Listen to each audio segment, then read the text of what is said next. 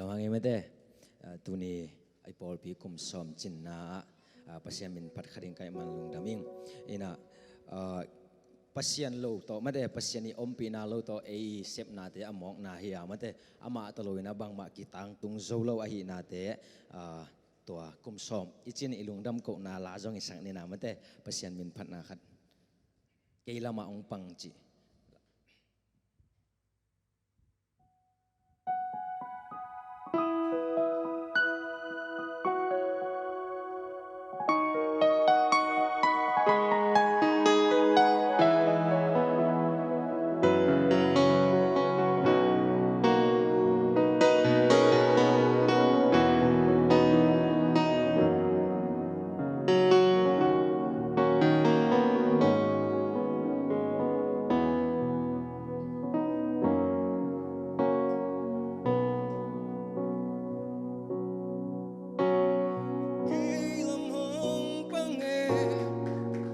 Kabil muan wai swang pinang nahi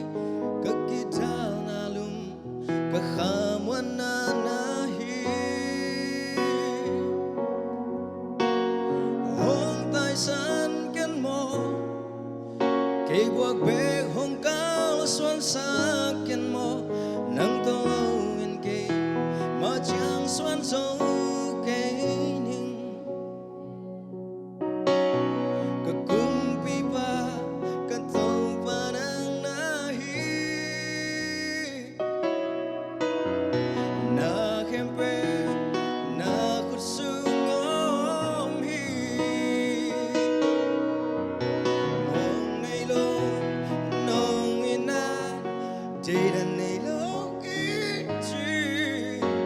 hong padani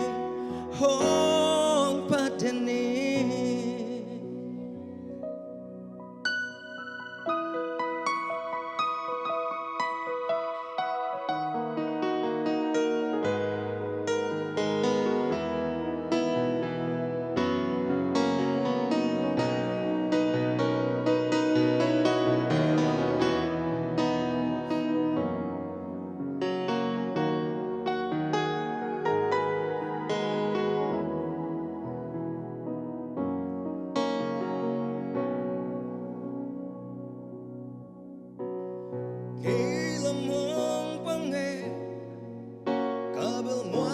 swang pinang nahi kekidal nalum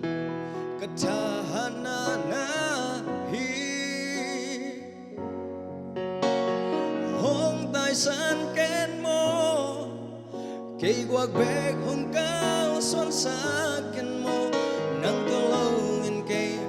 ma chang swan zo kei ning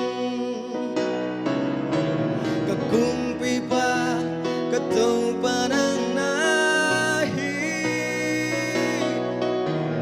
na kempe na kutsungom hi mong nay lo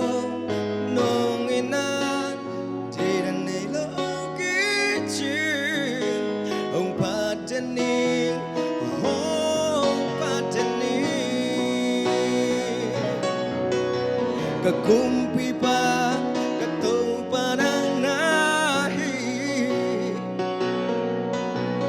na kempe na kutsungom hi mong nay lo nong inan tiran nay lo kichi hong padaning hong padaning hong tai san ken mo kei guak be hong kau san sa ken mo nang tolowin kei ma chang swan zo kei ni lungdam